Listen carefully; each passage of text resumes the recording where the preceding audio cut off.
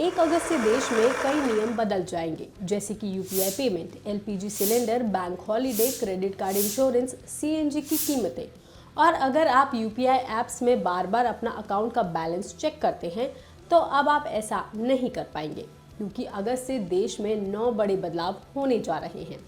तो पहली तारीख से देश में क्या कुछ बदल जाएगा, हम आपको सब कुछ बताएंगे इस वीडियो में। पहला बदलाव होगा यूपीआई ऐप्स में। अगर आप यूपीआई ऐप से बार बार बैलेंस चेक करते हैं, तो 1 अगस्त से आप ऐसा नहीं कर पाएंगे। आपको ऐसा करने में परेशानी हो सकती है, क्योंकि अब थर्ड पार्टी ऐप्स जैसे कि गूगल पे, फोन पे या पेटीएम पर आप 1 अगस्त से एक दिन में 50 से ज्यादा बार बैलेंस चेक नहीं कर सकेंगे। ये बदलाव यूजर्स, बैंकों और मर्चेंट सभी पर लागू होगा। इसके अलावा दूसरा बदलाव ऑटो पे पेमेंट्स में होने जा रहा है।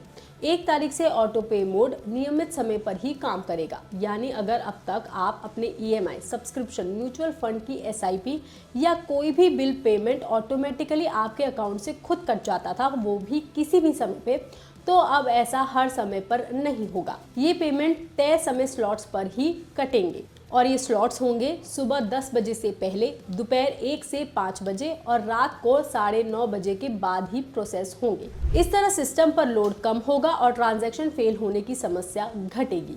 तीसरा बदलाव भी यूपीआई में ही होने जा रहा है और वो ये है कि अगर अब आपका कोई यूपीआई पेमेंट अटक जाता है, तो आप उसका स्टेटस सिर्फ 3 बार चेक कर सकते हैं, वो भी हर बार 90 सेकेंड के गैप के साथ। अब आप उसे बार बार रिफ्रेश नहीं कर पाएंगे।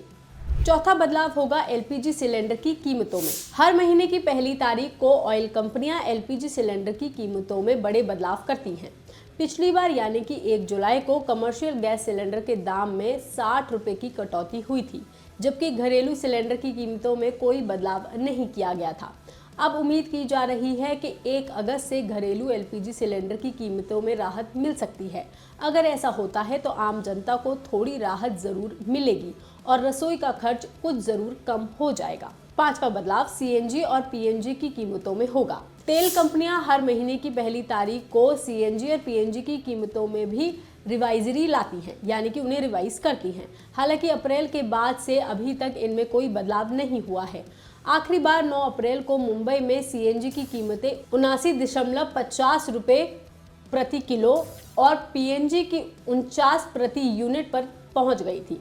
अब अगस्त में एक बार फिर इनके दामों में बदलाव हो सकता है। अगर सीएनजी, पीएनजी की कीमतें बढ़ती हैं, तो ट्रांसपोर्ट और घरेलू गैस का खर्च बढ़ सकता है।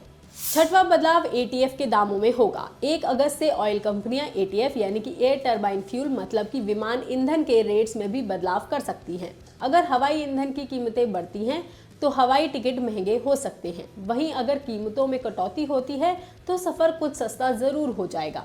इस बदलाव का असर हवाई यात्रियों पर सीधे तौर पर पड़ेगा। सातवां बदलाव बैंक हॉलिडे को लेकर होगा। अगर आपका बैंक से बहुत ज्यादा काम होता है या आप वहां काम करते हैं, तो 1 अगस्त से बैंक हॉलिडे ज्यादा हो जाएंगी।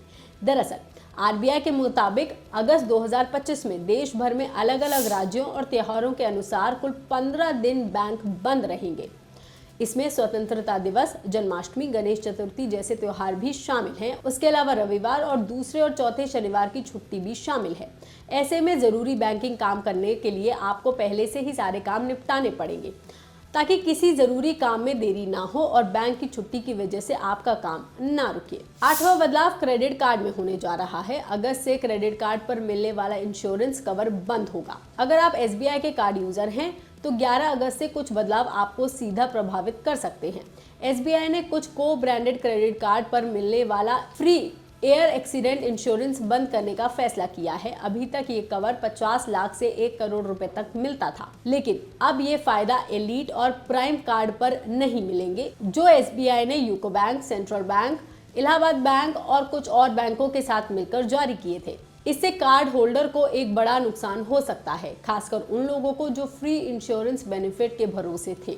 नौवां बदलाव ब्याज दरों में हो सकता है। आरबीआई ब्याज दरों पर फैसला कर सकता है। जी हां, 4 अगस्त से 6 अगस्त तक भारतीय रिजर्व बैंक की मौद्रिक नीति समिति यानी कि एमपीएस की मीटिंग है। इस बैठक में रिजर्व बैंक के गवर्नर पैनल के साथ मिलकर ये तय करेंगे कि ब्याज दरों में कोई बदलाव किया जाएगा या नहीं।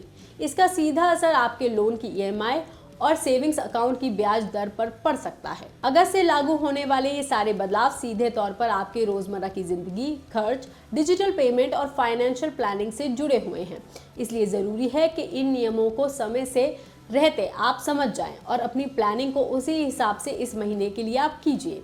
इसलिए जानकारी हमने आप तक पहुंचाई है। ये आपको कैसी लगी आप हमें कमेंट करके ज़रूर बताएं। बाकी तमाम खबरों के लिए आप देखते रहिए लोकमत हिंदी।